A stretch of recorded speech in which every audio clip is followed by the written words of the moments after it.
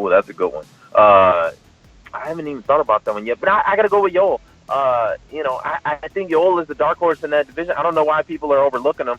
They kind of got that four horsemen deal going on with Yoel, Chris, Luke, and Jacare. But really, when you look at it, I think Yoel is the front runner there. Yoel beat Jacare, and Jacare Jacare's beat everybody else in the division. So if anybody's going to be the number one contender, I think it's Yoel.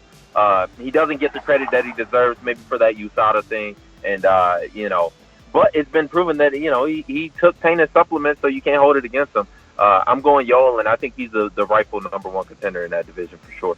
I'd say Romero, he's just like a firecracker, you know what I mean? And Weidman's chin's it's kind of suspect. I think Weidman can do it. We'll see. Yoel Romero hasn't been fighting the same since USADA came in, so we'll see how he looks. I got Weidman. If Romero knocks him out, if he wins, it'll be by knockout. If Weidman wins, it'll be by gassing him out and beating him in the later rounds.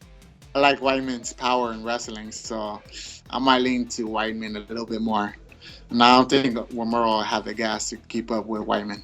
I like Weidman. I'm definitely Weidman for that fight. Yeah, Weidman's my boy. I like Weidman for that fight. I got to stick with the Northeast for that one. Yoel Romero's a beast, man. I don't like. Who's going to beat that guy? You see at 185 pounds? He's an absolute animal. I think Chris Weidman's in over his head with Yoel Romero. He's not going to be able to wrestle with Yoel, and I can see Yoel. It'll be a decision fight, I believe, but I think Yoel's coming out on top of that one. I'm going to have to go with Weidman. Yoel Romero is a freak, but let's be honest, the guy is a fucking juice monkey. I'm not going to pull any punches. The guy, this band submit thing is so stupid. You got caught for steroids. Look at you. You're like 60 years old and you still look like that. You're on steroids. Whatever he's taking, he's got good stuff that we can't really figure out. You got Chris Weidman, who I'm not really that big of a fan of Chris Weidman. I don't know why. There's no real reason. I don't know if it's the Long Island thing or like ugly shoes he came out with, but I'm gonna have to go with Chris. I think Chris is just the better all-around fighter. Yoel's very dangerous for like one round, but besides that, I mean, Chris is tough, man. Chris is smart, and I think that especially with his coaching staff, he'll be able to pull this one out. I hope Chris Weidman pulls it off, just because I don't like Yoel Romero's whole persona and how he goes about things.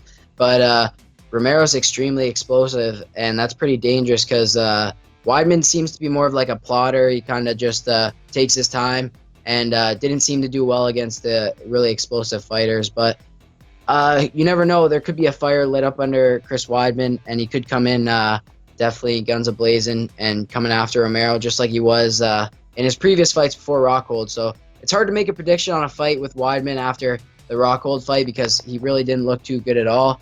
So, but if I was going based on past performances, recent performances, I'd have to say Yoel Romero actually on that one. Oh, man, of course I've got my buddy Chris, man. You know what? We're actually preparing for very similar fighters.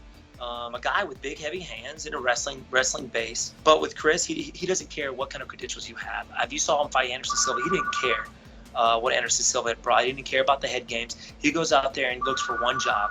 And if he doesn't hit you, he's going to take you out and grind you out. His stand-up has gotten so much better. I see Chris just picking him apart, man, making him swing and miss, looking for the takedown, trying to grind him out as well.